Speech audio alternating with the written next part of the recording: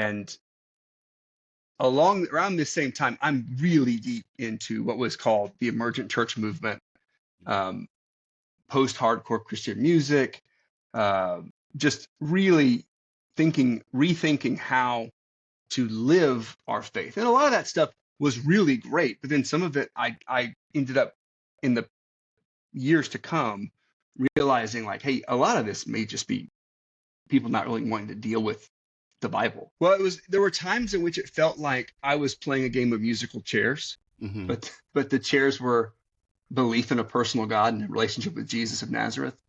And there were times where I look around and go, wait, I'm the only one sitting down. Everyone else's chair had been taken from them. And I talk about this in the article that what started out, the Emergent Church was attempting to recapture something of the tradition of the church, the ancient church, while also making it relevant to a postmodern culture. Those were all the buzzwords: relevant, refreshing, things like that were often said. Authentic was a big word used in the Emergent Church movement. We wanted an authentic Christianity.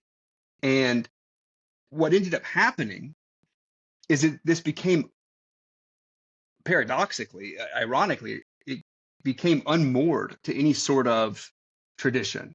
And so therefore it was like kind of listless and was able to kind of be blown, hither and yon by anything. And a lot of it was, I believe, started out with the best intentions to appeal to people who had either church trauma or zero church background whatsoever, growing up in a post-church West.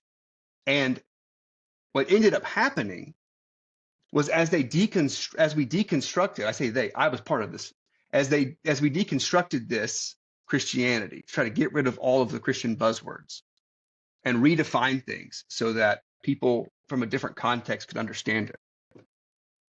We began to take a critical look at Christianity itself, and then like a flamethrower was taken to it.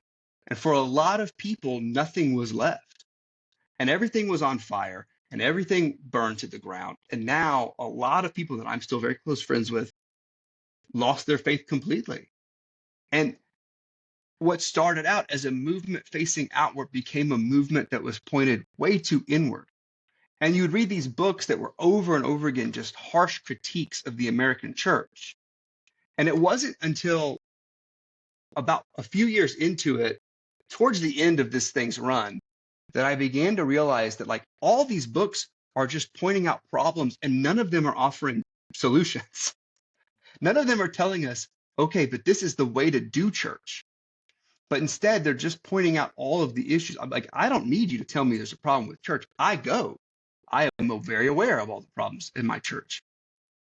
But at least give me something I can change or do, or at least point me back to Jesus. And there was very little grace in the Emergent Church. It was more just like, you don't have to worry about what you've done because God doesn't care, instead of God cares very much about what you've done, but he's handled it. And those are two wildly different messages.